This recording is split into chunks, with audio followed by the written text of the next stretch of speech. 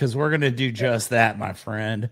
Ladies and gentlemen, welcome back once again. It's your favorite podcast. It's Thursday evening, but it's really actually Monday morning right now when we're talking, and I am super excited for today's episode. It's 207, which I just found out is my guest's lucky number, and he won $7 million allegedly, but I don't know if that's a wives' tale or what.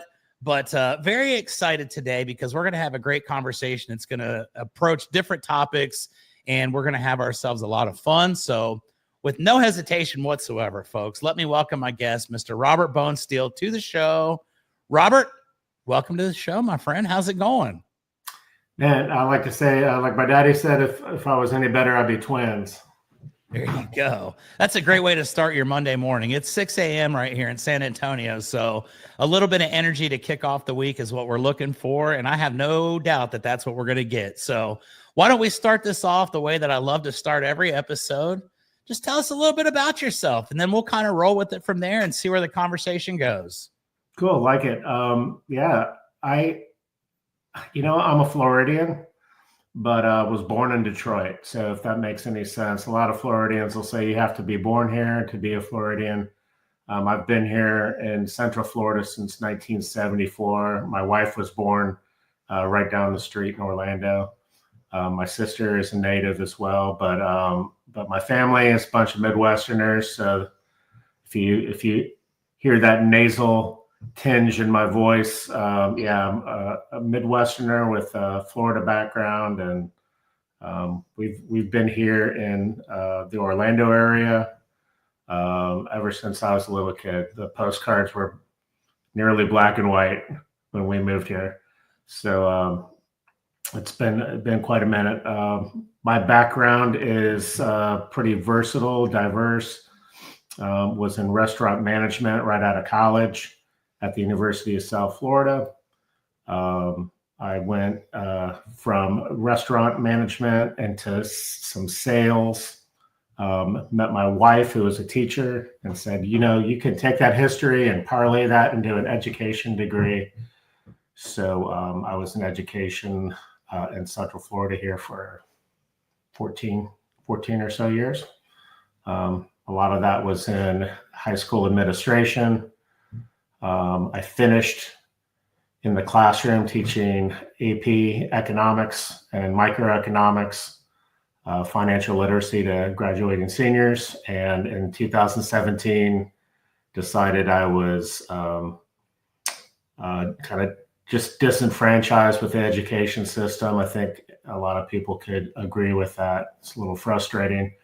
A friend of mine asked me if I wanted to get into roofing. And I said, I wouldn't even know where to start, brother.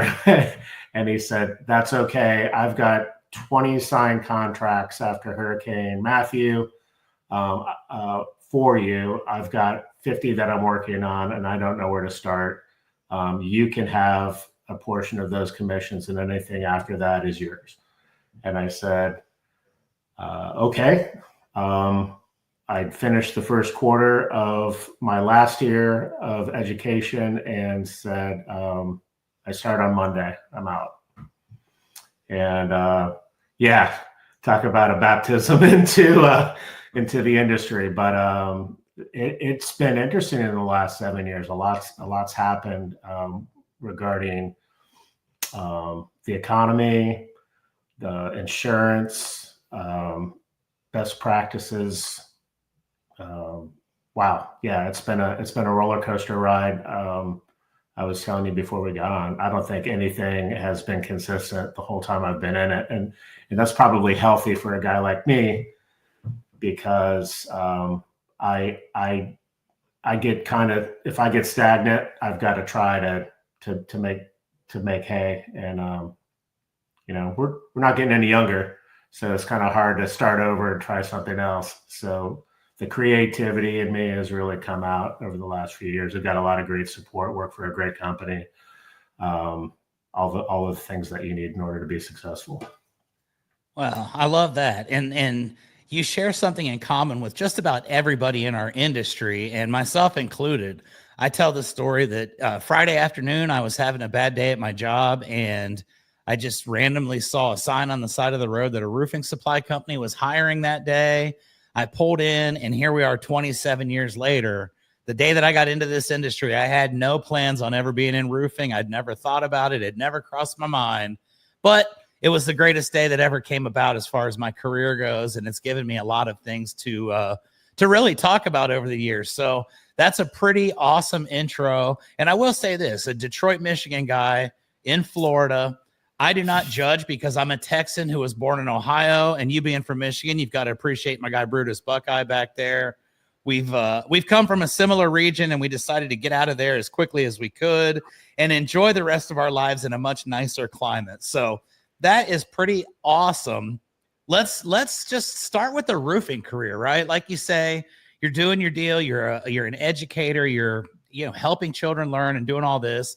And then all of a sudden, a random opportunity to get into roofing just pops up out of the blue. And I always love to ask this question because so many people have different stories and different thought process about it. But what was your initial reaction when someone says roofing? Was that something that had ever crossed your mind before that day? Or was it just kind of like, boom, let's do roofing? So this guy, Jeff, who was a neighbor of mine in our old neighborhood, tried to get me to come and work with him in it was kind of like a recruiting kind of atmosphere to find physical therapists one time. And I was just, looking for a way to get out of the classroom.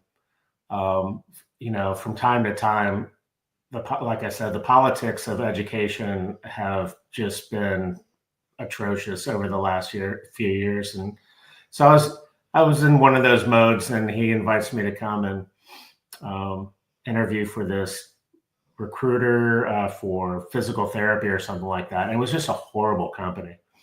And so I took everything that he said with a grain of salt, and I interviewed that manager at his job and almost put my feet on the desk, like tell me why I should come and work for you, kind of thing. There's a bit of an arrogance in me back then. I'll tell you what, roofing changed that, but to be confident in what you do and what you know, it's important. So anyway, he calls me and he says, hey, I got another opportunity for us to work together. We're going to, we're a 3-year-old company. The owner of the company has been chasing storms around the eastern United States, a vagabond of roofing. You know any of those guys? A couple. Yeah, right.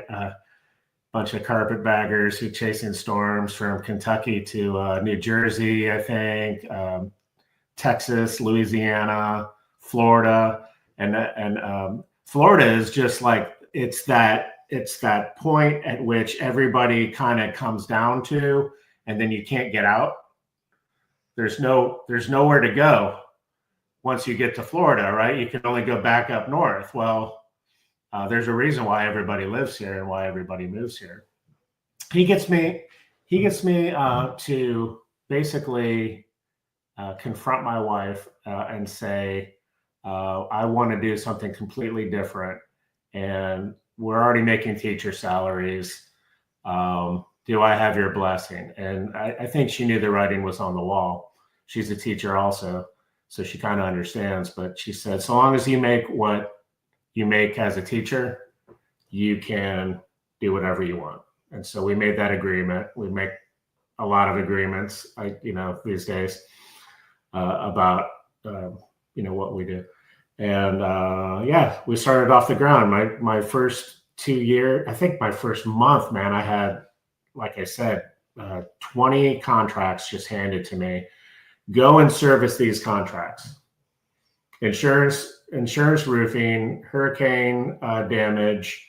Our company handles multiple trades, including the roof. You have the opportunity to turn something that is catastrophic and save somebody's existence, turn somebody's life back around. And you would stand on the roof and people would would drive by and say, "Can you come in and inspect my roof next?" And that just turned into job after job after job after job. And I thought, wow, why didn't I do this earlier? Because I was pulling in probably 5 to 7 grand, a week after those things started to produce, and I thought it would be like that forever.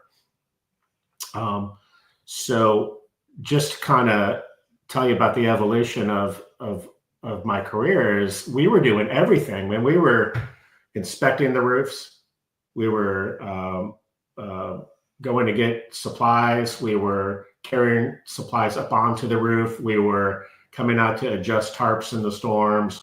We were, collecting money and doing accounting.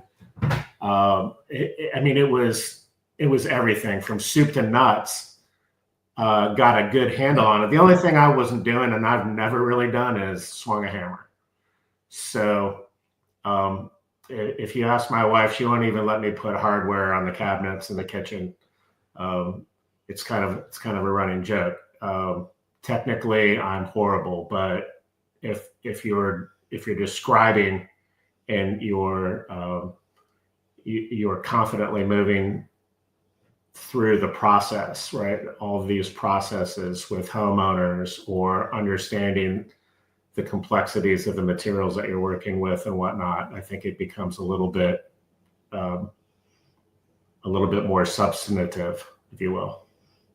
Yeah, absolutely. And I'll say this, you and I have something else in common. I am not allowed to touch any of the tools. I am one of those people that is mechanically challenged. I'm good with my words, and I can talk, and I have a pretty good personality, I guess. And that's really been my thing into the industry. I started as a truck driver, and I used to hand load roofs for 12 years. I went and managed a roofing supply company that we opened from scratch in North Carolina for a few years. Ended up here in Texas, and I struggled mightily when I started. I would have loved to have had 20 contracts right off the bat, but I had to kind of get myself kicked in the teeth a few times before I figured it out. Let me ask you a little bit about that initial phase when you walk into a company and they say, "Here you go, bud. Here's 20 deals. We need you to go take care of these." What kind of training and preparation were you provided with at that point to get to where you understood what you were doing, or so it didn't just kind of all blend together and confuse you to the point where you thought, "Man, I don't think I want to do this"? Yeah, I mean, some of it is scripted, but I hate selling.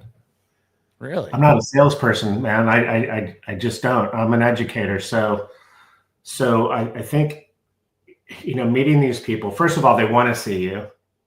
And when somebody wants to see you, I'll take that point, put a pin in that, because when somebody wants to see you, it's a whole different ballgame. And so when they're excited to see you, when there's a need, there's a real big problem, like, holy cow, like, now I'm a problem solver. And being a problem solver was awesome. So for that, I don't think the expectation of having somebody with a master's in educational leadership is going, it's going to take some people aback a bit. They're used to having, Chuck show up, and not talk to you and not communicate with you. And what's that like? That's everybody's kind of expectation of a roofer. And so that was a little bit much. Soup to nuts, we did everything. So the last guy to pick up the nails in the yard, brushing up on my Spanish, continuously wondering what's how do you communicate with your labor. I think the one thing over the years that just really has just befuddled me and is the production side of things. I've never been in the office. I tried. That's probably a story for another day, but being in the office is tantamount to death. You get disease being in the office. You kind of curl up and die. So being kind of an alpha beta kind of mentality. I've got to be out there. I've got to be running around and doing my thing. And that's been really healthy. Yeah. It's hard. Yeah. It's hard to describe this business. I mean, we could have a conversation about year one, and we could have a conversation about, year 7, and dog years, 7 years in roofing is 54. That's the reality of it. And, you learn so much along the way. And I really love your mindset, because I think of myself the same way. I think really, in roofing and in anything in general, sales is kind of, it's one of those subjects and one of those words that people just kind of cringe and say, oh, you're a salesman. And that was really never my thing either. I always wanted to help my homeowners understand the process, help them see what we were trying to achieve and how we were going to do it together. And I think that over the course of time, I've evolved to that, to where now that's my strength. When I started in residential roofing sales, I had come from a background in distribution. So I knew all of the components. I understood everything about how they were built, the composition of the shingles, how they're made, how many nails you're going to get, and how spaced apart they're going to be. And it took me a couple times to realize that people don't really care about that. And they don't have a passion about putting a roof on their home.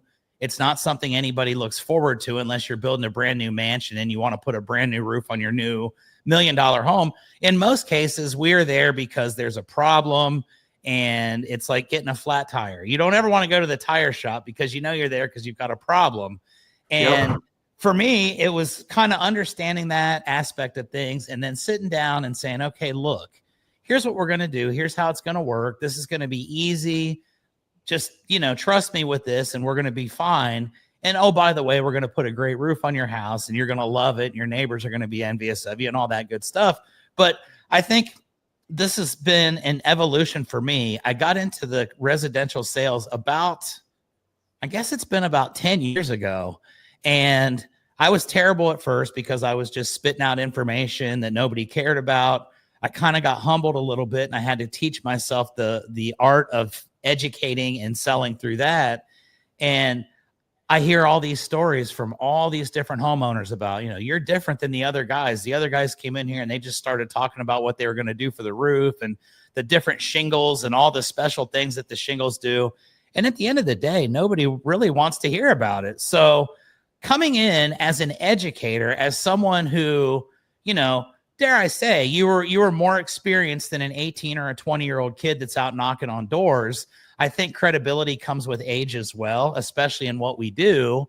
And it kind of equates to, hey, this guy's been around and they understand. And even if they don't know roofing, they know life. And I want to ask you, did you have any kind of issues when you got started with that transition from, I don't like selling, I like educating, and kind of combining those two concepts together to achieve success? Did you have any struggles with that when you got started? Yeah, I mean, I think over explaining things. If you can't tell already, I can talk. I can talk for an hour. I could parlay the same subject, I think, into 7 different classroom periods at a time in a kind of loop, repeat kind of scenario. And each hour I got better at it. Each period I got better. And wouldn't you know, like teaching economics was kind of like what was God's dirty joke about math and me. Like I don't math at all. I taught social studies, right?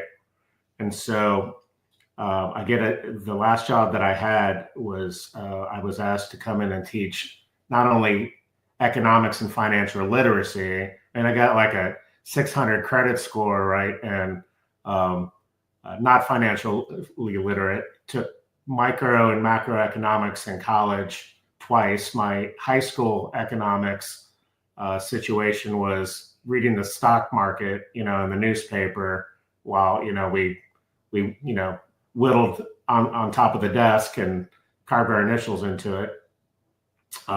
No background in economics whatsoever. So it was kind of a running joke. But what I what I took out of that was there's no such thing as a free lunch. And hey, kids, I don't know this information anymore than you do, but we're going to learn it together. And that facilitated discussion. And discussion is the best form of education because, you know, there's the communication aspect of it. And I learned several key principles about how economics works in theory, but essentially what I pulled out of it was the willingness and ability of a buyer and seller to do those two things is what's going to get the sale done. And as long as you remember that and wonder how I am willing and able to sell something and a consumer is willing and able to buy it, the sale will get made, ladies and gents. In a common marketplace, I am willing and able to sell you a roof. If you are willing, and most people are willing to put a roof on their house, are they able to do it? And so the ability of people to purchase a roof, I think, is what stalls the transaction at that point. And if you can work through the trustworthiness part, it's always about money, right? It's always about the ability to do it. But in the luxury market, willingness and ability is the easy part for the homeowner. They want what they want. They have the ability to do it. I want to sell a $200,000 roof, but do I have the ability to install it? Do I have the factors of production that we learn in economics, right? The human capital, the physical capital. Do I have the wherewithal? Do I have the ability to do that? And so that's the hard part because we may not have the tools in our belt to do that. So ability and willingness, they go hand in hand. That's the easy part of selling if you just get back to basics on that. There's so many concepts of economics that help make that make sense. And a roof is a roof, man. I mean, hips, ridge, shingles, underlayment, transitions, water, snow. You know, I mean, all of those things are regional. You know, from Texas to Florida, you go up to Boston. You know, you're looking at steep slopes and slate roofs and stuff like that. It's fascinating. And I think also besides the economics part is understanding the social dynamics between people and their environments, social studies, people and their environments. And so always kind of keeping that into perspective, how people speak and communicate with one another, how they understand and perceive things. And I think that has really translated well to this business and my ability to pull, to pull people in to the conversation and make roofing interesting. And interesting, because I'll agree, nobody cares about the roof. It's only cared about when it becomes a priority. Like you use a tire analogy, and I wanted to chirp in. Nobody cares about the tires on their car until they get a blowout. Nobody cares about the crown in their mouth until it falls out. When it becomes a priority, people perk up. So yeah, that's kind of how I approach the year. Trying to understand when these things can become important, when it's advantageous to do, to build versus, get ready for the next cycle. Trying to make it a problem-solving situation and be invited into the fold. I think you can capture people's attention when the temperature is right, and you're in charge of the thermostat. Yes, sir. And I think that's sales 101 right there, guys. There's a lot of younger sales reps in the industry that reach out to me and ask me questions about, how do you do this? What are your closing lines? What are your techniques?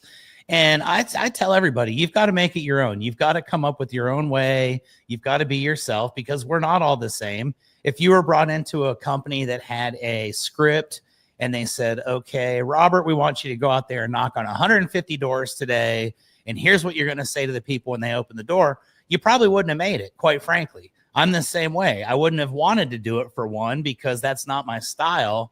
And when people ask me, you know, well, what do you do? I personalize it and I make it myself.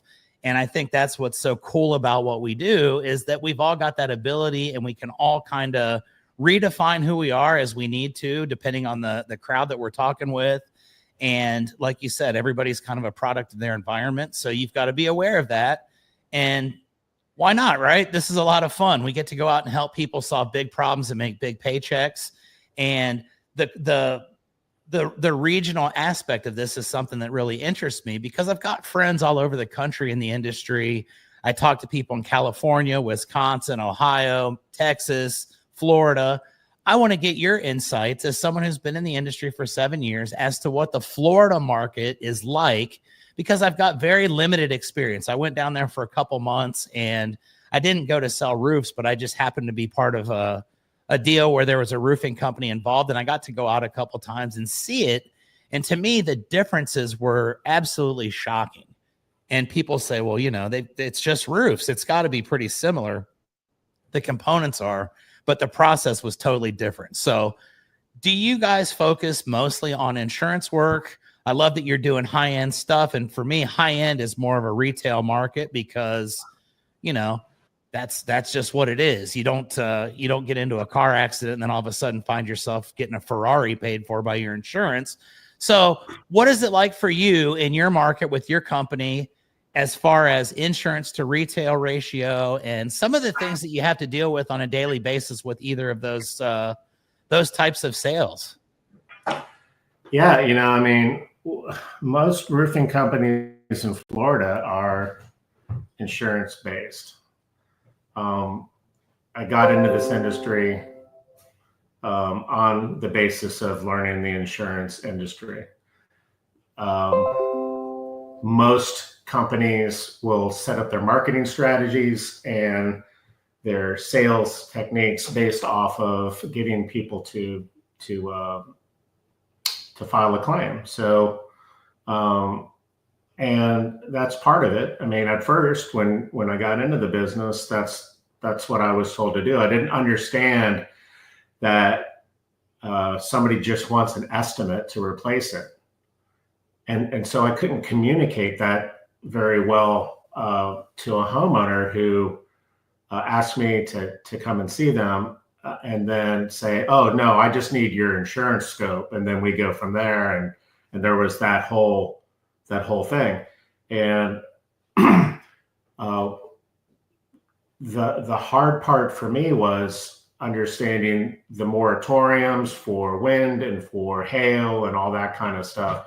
And really people just wanted a roof.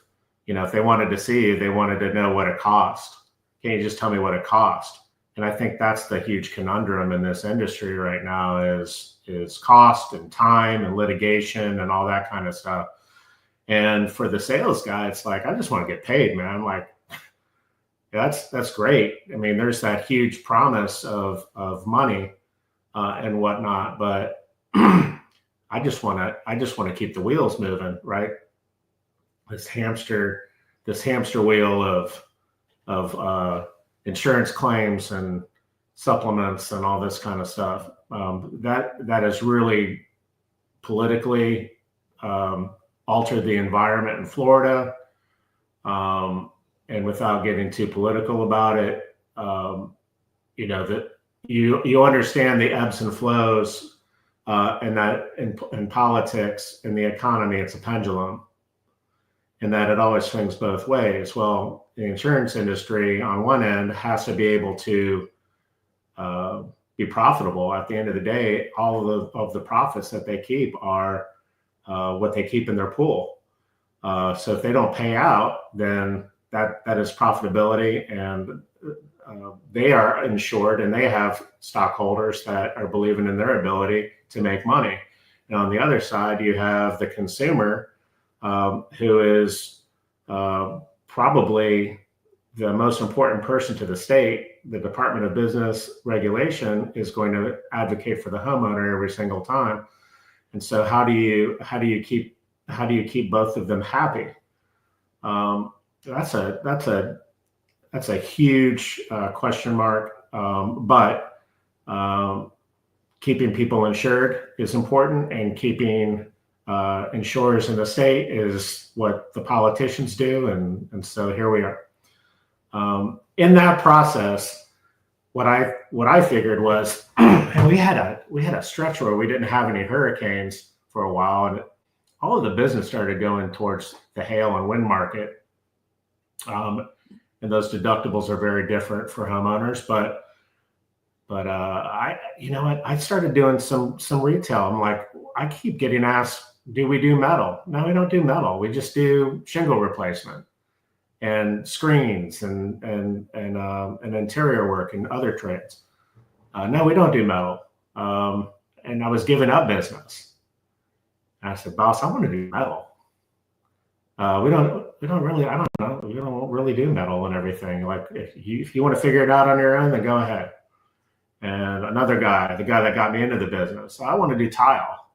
So we started messing around with tile. It's about 3 years into this business being operational and up and running. And hey, I want to do TPO. Well, we find out in the retail market, nobody really wants to do TPO. It's kind of a commercial thing. But we started involving TPO into our metal products, into our metal projects and whatnot, and started parlaying that into a retail market, which became a real thing. When insurance isn't running on all cylinders, it's good to keep the wheels greased and to keep the retail market going. And so we're kind of growing in both capacities, and now even into the commercial market as well. Becoming a diverse company means in economics, you're not putting all your eggs in one basket, so to speak, and you always have the ability to switch gears if you have to. So I think that's real important for these companies to figure out. It's becoming a retail market right now until insurance can get its act together and kind of figure out what it wants to be when it grows up, so that roofers in Florida can diversify a little bit, and there's a little bit more equilibrium between the two. It's a real fragile, important balance here in Florida, and with the storms and the weather activity that we've been having, it needs to balance out so that people can find a little bit more, I think, solace and comfortability. The economy, I believe, it's my opinion, is going to stabilize to a degree, but we've got to get through tariff issues, and the cost of goods is going to maybe take a little bit of a hit before it gets better. And we all know that labor markets are going to be in flux for a little bit. But so here we go.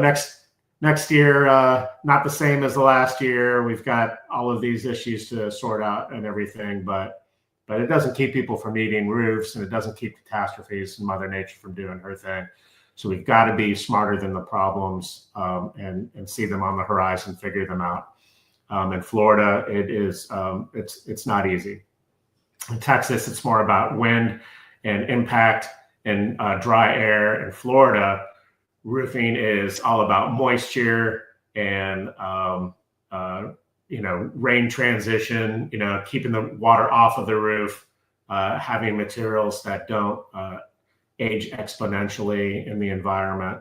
We're working on some really good opportunities to diagnose communities for their needs, understanding the demographics economically, and working on some ways that we can be invited in to these communities to solve problems instead of pushing in a door-to-door process. Now, I will say our company, and we made our bones on door-to-door and storm chasing. It's not easy. It's even harder. And if anybody's listening, to convince somebody, to convince ownership that we want to make a paradigm shift from door to door to education. But that's kind of what I'm doing. I don't speak for my company on that in those regards. I speak from an educator's point of view. And if you sit in a room full of consumers and ask them if they like to have their door knocked on, you don't have to wait very long for the crickets to start chirping, right? And say, I don't know how it is in Texas. The few people that I've sampled in Texas who you ask about door to door use the word gun and run in their communication when they talk about door to door salesmen. So you tell me. I mean, how's that happening over there? What's that like? Well, I've got some stories. I have done very little door-to-door in my career because I found out at a very early age that's not something I enjoy. I don't like rejection. I definitely don't like random people threatening me and chasing me down the street. So I had to, come up with a completely different path. Social media was what I chose to focus on and to kind of make my name with, and it's been pretty good to me. But yeah, it's just that. I tell folks all the time, I'd much rather be an invited guest who you're actually looking forward to speaking to, who you looked up and you reached out to, than to just be a random person that knocks on your door. You might be having a bad day. Your grandma might have just passed away. You any number of bad things can be happening. And to me, I respect those that go out there and do that on a daily basis and the people that build their companies off of door knocking. But it's just not my thing. It never has been. And my personality is not conducive to that. So I like your mindset of, hey, invite us in. You want to talk to us. You want to learn more. We're here to help. We're here to educate. And I think it builds credibility from the very beginning. And I'll give you a couple examples. I'm working with a family right now here in San Antonio. They had a sweep of a roofing company coming through the neighborhood. And there were a couple kids that were probably in their late teens, early 20s, knocking on the door, given that, hey, we'll just do it for whatever the insurance pays. Even though deductible eating is illegal in Texas, I'm not going to sit here and say that it doesn't happen. I will say without any hesitation that I have never eaten a deductible in my entire career. And anybody that wants to question me on that can go do their research because it's proven fact. I've never done that. I like to build value and I like people to have some money invested in the deal too. But these kids go around and they tell the homeowners, this is going to be so easy and it's a guaranteed deal, which that's illegal anyways too. But people don't really follow the laws when it comes to this. Our industry is filled with a diversity. It's very diverse. There are different levels of education, different levels of experience, all kind of blended together. And I'm working with a family now that had a kid knock on the door and say, I guarantee your insurance will cover it. They covered 3 of them down the street. All you have to do is just call them and we'll get it all taken care of. Well, they don't take into account that the insurance market has changed so drastically in the last 5 years to where now people that used to have $500 deductibles have $5,000 deductibles. And they've got roofs that are 10 years old that are losing coverage and they're getting surface payment schedules and all these things that people are still learning about right now. I've kind of seen them develop over the last few years. And here's what happened. The adjuster came out, wasn't even an adjuster. It's a ladder now. They get up there, they take some pictures, tell the homeowner a nice story about, I see enough damage. I think it'll be fine. In reality, they're no different than the guy that you buy your morning coffee from, credential wise, no license, no real experience. They just get up and take pictures and they tell the homeowner what they want to hear so that there's no confrontation. And then they send the pictures to someone in a completely different state that says, nope, sorry about your luck. It doesn't look bad enough to us. But now we know that you've got a 10-year-old plus roof.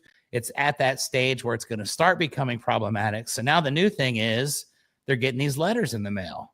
And the letter's saying, if you don't replace your roof in 30 days at your expense, because we don't see any storm damage, we're going to drop your coverage. And that can be very messy. I've seen people lose their homes over such things in the past because it's a snowball effect. If you can't afford to pay $15,000 out of pocket and you've got no choice, sometimes you have to choose one or the other, and you choose to keep the lights on. You get into trouble with the mortgage company. You get into trouble with your insurance. All of a sudden, everything just kind of compounds upon you. But this family had that happen to them, and they called me up because I did the neighbor's roof across the street. He was a victim of the same thing. The people that knocked on the door didn't realize that he had an $8,000 surface payment schedule, and there was $8,000 that he wasn't going to get that was part of the RCV. And they told him, we'll do it for whatever the insurance pays. So being the bearer of bad news, I have to kind of have a good personality, and I have to be joking about it and say, hey, guess what? They lied. And I helped this guy out. He was pretty pissed off about it, but he understood that it wasn't my doing, and it was, he was misled. And I think that's where experience really kicked in for me and helped. But the folks across the street call me. They say, hey, this is what's happened. Our insurance is threatening to cancel us, so on and so forth. I get them hooked up with a public adjuster. We're going to take it to appraisal. All of a sudden, the insurance carrier kind of buckles and says, well, we don't have to do all that. Tell us how much it's going to be, and we'll consider it. And they end up approving the roof without us having to go through any litigation or having to take it to appraisal. But I think the biggest lesson in that is the way that people are trained, the way that our industry has evolved so much in such a short period of time, and the way that things are now versus the way they were just 5 to 7 years ago. I could go to a house and I'd know the adjuster by name. Hey, Tony, how's it going, bud? Yeah, this has pretty good damage on it. I'm sure you'll see the same thing I do. Tony gets up there. He approves the roof. We go eat lunch together. Now it's more of a tactical approach. And I tell people they don't want to send out adjusters, because here in Texas, I have seen insurance adjusters tell a homeowner straight up, I don't see enough damage. I know everybody on your block got a roof, but you're not going to, because I just don't see it. And I've seen adjusters literally have to run, maybe for their lives. I don't know how crazy the homeowners are, but I've seen some pretty crazy things. I've seen an old lady chase an adjuster off the street, tell him, if you come back, I'm going to shoot you. And that's kind of the evolution. Yeah, it's awesome. Really. I love Texas. I've been in some crazy scenarios with homeowners, but they see this stuff and it happens, and it continues to happen. And what really it messes with me is the fact that as contractors, we are painted in the negative light. We're the ones that are seen as the crooks, the drug addicts, the crackheads, whatever, that are just out here to get the money, and they just don't care about you. They just want to make money and move on to the next one. And we've been painted in a bad light. And honestly, that's the pendulum swing. Exactly. When I got into the business, the contractor was the hero and the insurance company was the bad guy, right? So now the pendulum swings. Now I'm afraid of my insurance company and what they'll do and the teeth that they have. And the contractor's the bad guy who used an AOB to take all my money, right? And so, 15 years later, they got to get that roof replaced again, right? Now who do I go to? That's the rub. I agree. Yeah, it's rough. And I think we're starting to make that swing once again to our side, where we're going to get to weed out some of the bad apples. I think the people that focus 100% on insurance restoration are going to be in some trouble, because the way that things have slowed down the process, the way that payments are now done, if you don't have that retail ability and you can't pivot into something different, you're a one-trick pony. And unfortunately, that one trick has kind of been squelched a little bit. So I think it's going to help with the credibility of our industry. I think a lot of people that are on the low end that really do have bad intentions and see it as just a quick money grab, they're going to start getting weeded out, because it's the way that nature works. And I think we're going to see ourselves doing something really, really amazing and changing the way that the perception of our industry is. So looking forward to that. I do want to touch upon what you were saying just a second ago, the concept of being invited, being a welcomed guest. As a guy who got into the industry in your 40s, you didn't have the luxury of being the 18 or 20-year-old kid knocking on the doors and telling people this. You saw what it was and realized, okay, that sucks. I don't want to do that. I need to figure out a way that I can utilize my skill set to be a trusted consultant. I want these people to call me up and say, hey, you're the guy that I need to talk to because you know what you're doing. You've got the credibility. Tell me a little bit about how you were able to develop that and some of the techniques that you've used to position yourself as a trusted consultant rather than just, pardon the term, a dumbass roofer. Yeah. Guys, do you have the ability to go back to customers that you serviced 5, 6 years ago, which is now, according to the insurance industry, the half-life of a roof, and ask them, hey, how's it going? do you, I mean, do you, do you need me to come out and inspect the roof? What's going on? I think everything looks good. Would you mind writing me a review 5 years later?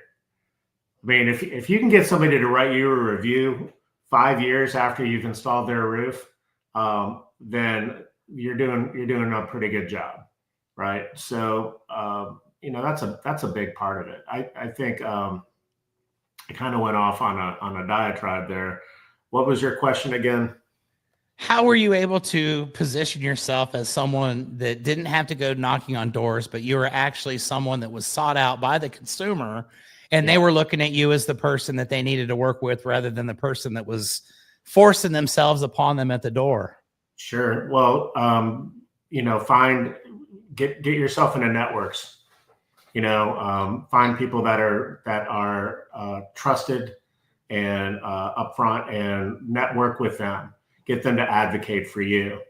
Of course, like the best ways to do that are, and the best compliment you can get is being referred by a friend or neighbor, ma'am or sir.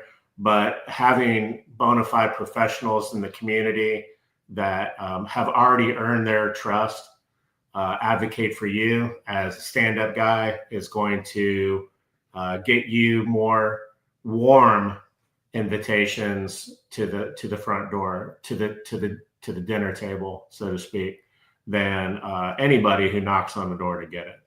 The warm invitation is a referral, and as I say in my network, a referral is not a lead. It's not a cold introduction. It's an opportunity to get somebody who is ready to do business right now to buy your product, to buy your service, right? We wear aprons in this business. We don't schlep tires or lollipops, or whatever.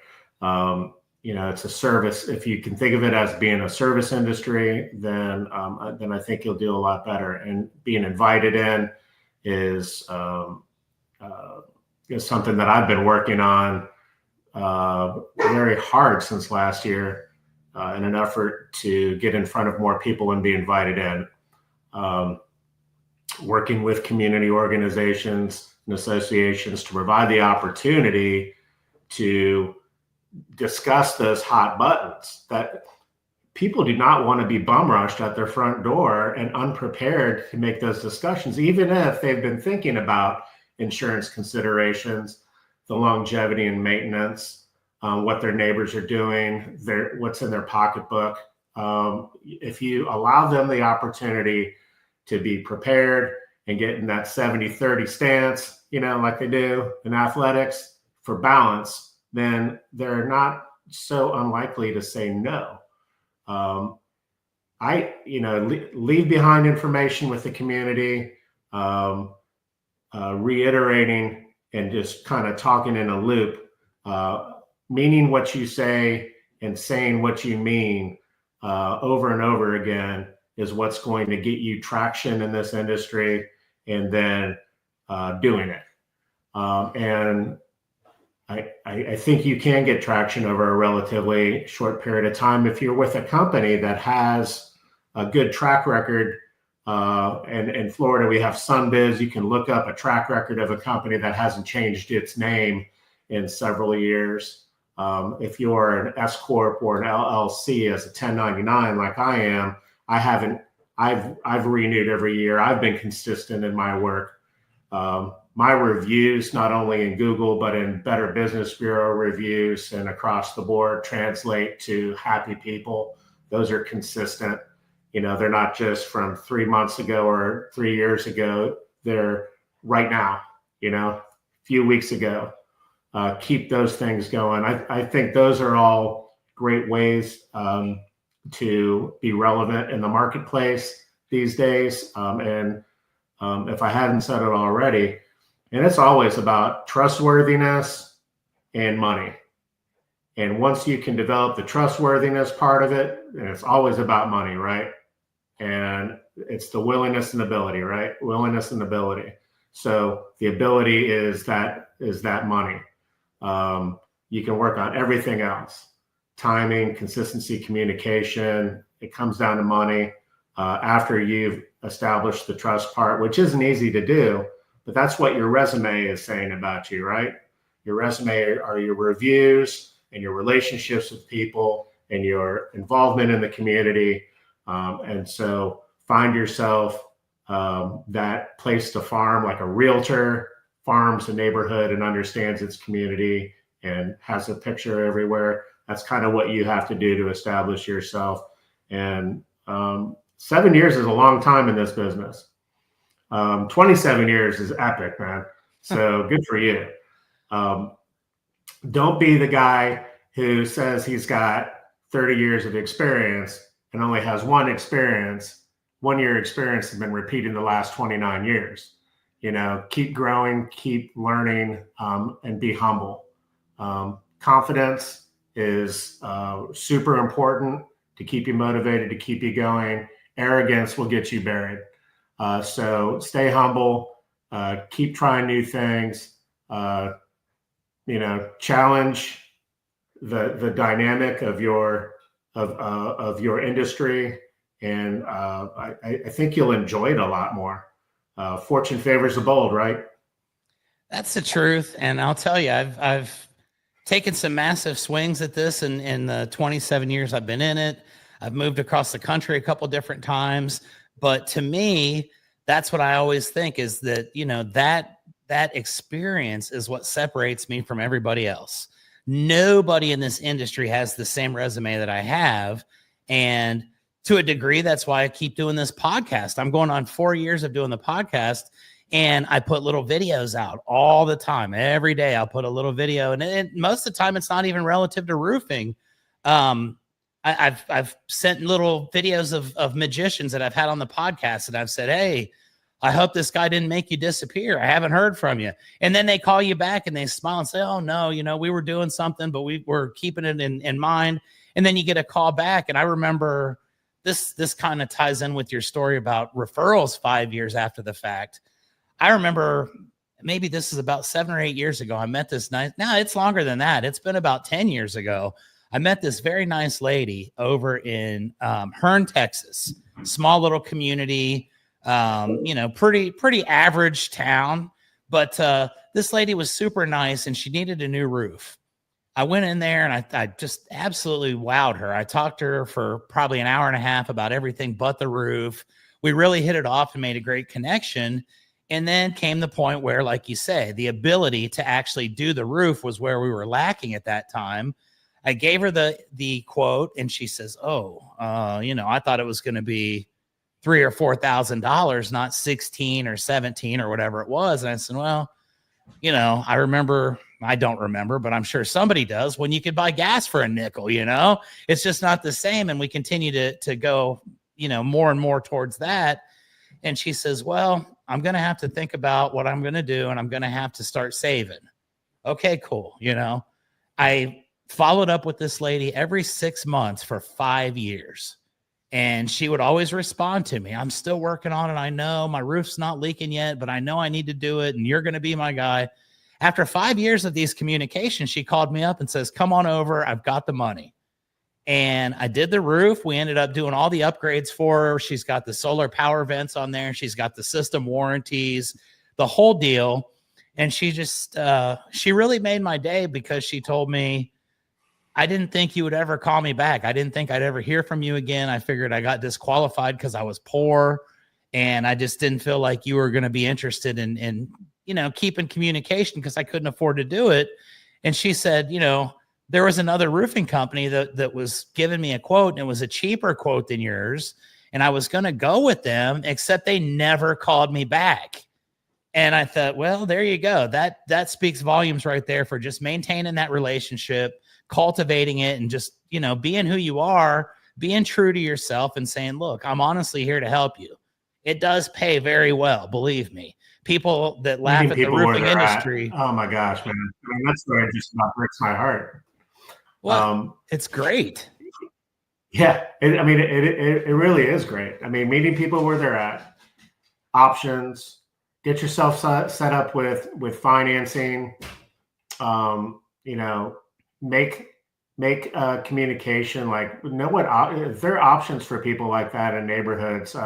Salvation Army here offers grants, who are the grant writers and whatnot, help them out with that. I mean, yeah, it can be a time suck in certain situations. I'm always like interested in how people find the ability to get their deductibles paid for if they have. And hey, sometimes guys, man, insurance is the option, for them. Sometimes that damage is legit, and educating yourself on the moratoriums and what real damage looks like, understanding the posturing of insurance companies and what they consider damage, what they establish, that can be a real advocate for people who need it.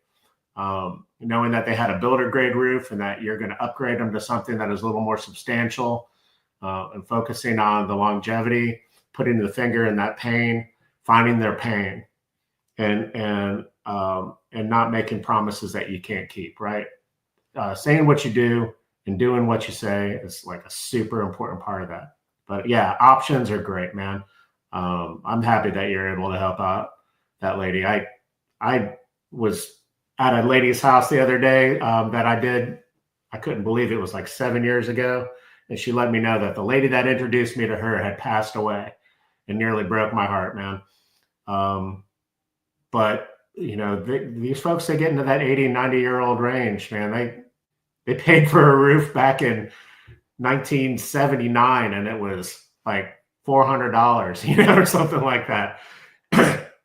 And that economics education kind of comes up to the surface. Well, inflation and the power of the dollar and whatnot, does that. And you have to remind people too, when they're saying no right now, that we had a 30% rise in the cost of goods and services over the last few years, and you have to kind of plant that seed that we can do something that's better for you. Let's figure out a way to do it, and that's awesome. So yeah, being a Boy Scout in this business is super, super important. I agree. And it's what separates the people that are able to stick around from those who end up having to get out after a couple months because they just don't understand that concept. But it's a lot of fun, and it's very rewarding. I think that's the best part of this job is, like you say, the homeowners that treat you like you're a member of their family. They reach out to you. I've had customers that have taken me to football games, that have, sent me Christmas cards, told me years after the fact how much it meant to them. And I get referrals still to this day from people that I worked with a decade ago. And that's the greatest part of this whole thing. It's just so rewarding. And I think that, people that look down on the roofing industry have no idea what they're looking down on, because this is one of the greatest things that's ever happened to me. And it sure seems like it's one of the greatest things that's happened to you as well. And we're up on the hour almost now. So I've got a couple more quick things I want to discuss before we bid each other adieu for the day. But 7 years in, okay. When I was 7 years in, I was still driving a truck. I was delivering materials to job sites. I was developing relationships that I still use to this day. My business partner, as a matter of fact, was one of the owners of the supply company that I used to work for. So it all goes full circle. But I figure 5 to 7 years is about the time when you really start to understand what's going on, and you really start to have a good feel for the industry, some of the things that are going to happen, some of the things that have happened, and why that is. And that's when you can start to really look and say, okay, this is the direction that I want my career to continue in, or I want to pivot at this point and try to do something different. So in your situation, what does the future look like for you as far as how you want to continue developing in the roofing industry, how long you want to stay in the roofing industry? I think I'll probably be doing roofs 3 or 4 weeks after I die, and I wouldn't want it any other way. But some people have a different perspective on that. What's that look like for you? Well, 5 years ago, we had a conversation with the owner of the company who's 10 years younger than I am. And he's like, where do you see yourself in 5 years? And I feel like the educator in me needs to come out. I feel that technology is my friend. It keeps us safer. Safety is a big part of this. Being more of a referral based opportunity and getting more guys on board in this capacity. It is a grassroots effort that I want to continue on to get people to trust us in our industry again, and have people advocate for being invited in. Change the whole idea of sales. If you think about door-to-door sales, there is an opportunity after you've been invited in to give some really good information. So if you take that information about what people's options are, what people's concerns are, and those pain points, and you get invited in to discuss those, this industry is going to get a lot more traction and a lot more help in ways that it can. We're not needing to be opportunists, but we do need to get a lot of the roofers out of Florida that are here that kind of maintain that ability. Education is a big part of how I came into this industry, and it'll be a big part of the way I get out of it. I love that answer. And that's so perfect. I think that you've got a great spot in this industry. And I think maybe there's more to it than what you're even taking advantage of right now. And what I'd like to ask next is, there are a lot of younger people in the industry that watch this podcast. I'm super grateful for them. They reach out to me all the time with questions. How would you do this? What would you do in this situation? The educator in you is very apparent. And I think that you would be somebody who'd be a great mentor for some of the younger people, or for some of the people that maybe are getting into it at a different stage of life. Maybe they've had a previous career. If someone's watching this episode right now and they say, you know what, that guy Chuck's all right, but Robert, man, he's next level. I want to learn a little bit more from him. I want to follow him a little bit and see how he's doing things. What are some of the best ways that people can do that? Well, I you know what? I don't have a huge social media following or anything like that. I'm more of a boots on the ground guy. What I would say is I belong to a social networking group called Business Networking International. And in that, you can set yourself up as a good network referral person. And, we can contact each other via BNI. There's a good opportunity. There's a chance that in your city near you, there's an opportunity to get a hold of somebody who can introduce you into a networking situation. And then have people work for you. Having 50 people go out and sell for you every day is a really good way to do that. But we stay interconnected, and we meet once a week religiously. We have accountability for one another. That's a great way to do that. I'd be more than happy to be available to anybody who wants to do that. I'm a Gen Xer. I know, right? I'm not a boomer or whatever. But most of our friends, my wife and I, our friends are kids, are in their 20s and 30s actually in our community, in our neighborhood. And we're getting ready to have a great big music festival here next weekend, with pork shoulder and barbecue and beer and music on our front porch all weekend. So, we're getting ready to rub a lot of elbows. So do that too. But find me on Facebook, Robert Bonesteel. I look just like this, in my picture, and hit me up and find me the same way I found Chuck. Yeah, that's it. We put ourselves out there and here we are. And I can't tell you enough, my friend, how much I've enjoyed this conversation. This has been absolutely great. You've made some tremendous points that I will cut up and make into reels for sure, and probably share for years to come. So your impact is going to be long reaching. And I certainly appreciate you taking the time on Monday morning to talk to a strange guy in Texas about roofing. But it means the world to me. And before we do end the podcast, I always have to end with one very specific thing. I need to thank my sponsor, which is roofer.com. Don't know if you're familiar with Roofer or not down there in Florida, but if you're not, you should be. They are the all-inclusive company who does everything from your measurement reports to your proposals, your collections, basically everything in between from the initial contact to the final payment with your customer. Roofer's been my sponsor for now going on 3 years, and I love everything that they do for me. I appreciate them, and I end this podcast every week with a roofer ad. So once we end this recording, it's going to play the roofer ad. But thank you to Roofer. Thank you to everybody who watches and supports Keepin It Rio. I appreciate you guys. I couldn't have done 207 episodes if there weren't at least 2 or 3 people watching, and some of the amazing people I get to meet along the way. So Robert, open invitation, my friend. You're welcome to come back anytime you would like to discuss roofing, to discuss life. Tell me a little bit about your company before we go, because I think that's imperative as well.